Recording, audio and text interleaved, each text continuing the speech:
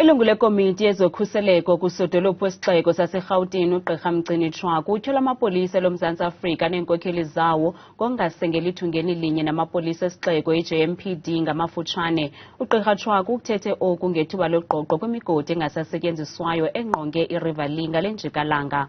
Amapolisa esixeko athimbe inkitha yezixhobo neziqhushumbisi kwasweleka nelungu leZama-zama ngethuba amapolisa esixeko eswantsulisana nale migewu. Kungentseni emva kwembizo ebikhokelwe ngumphathi wamapolisa umnumzana Bhekicele, abahlali basezama-impilo neyindawo yogobityholo e-Riverlea izinto zibonakala zibuyele esiqhelweni. Kwelinye icala abahlali abanezindlu bamemelela ukuba atshatyalaliswe amatyotyombe nanjengoko bekholelwa ekubeni ngumqolomba wabombi mgodini abangekho mthethweni. Abahlali basothukile bacele ukuphawula ngemeko yale ndawo bengavezwanga kumabonakude. Uba khona kwababubhekicele noko siyakhululeka kakhulu because noko siyabona noko labantu sikhuluma ngabo noko bayahamba bayabaleka, kodwa kukhona abanye abahlize bagqoke njengathi. Siyacela ungathi amapolisa lawo abambe umuntu ambuze uba ubuya kuphi, ungubani.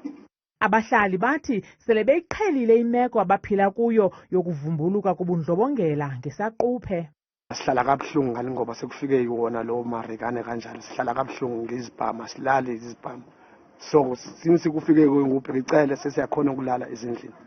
Kwikhwelo lokutshatyalaliswa kwale ndawo yogobityholo, inxalenye yabahlali yanqwala ekubeni kwakhelwe izindlu abo bakwilungelo lokuxhamla kuzo. Omnye wabahlali ongumninindlu esemgangathweni uthi olu cwangco lolwethutyana. The other day there were about 3 or 4 units that were together. You can see they had special forces, like they were just for this intervention. They can just disperse, then everything goes back to normal, and all of them that walk and start all over again. Bubonakala ngamakhoba embumbulu ubungqina bokuba eli ibilithafa lemfazwe.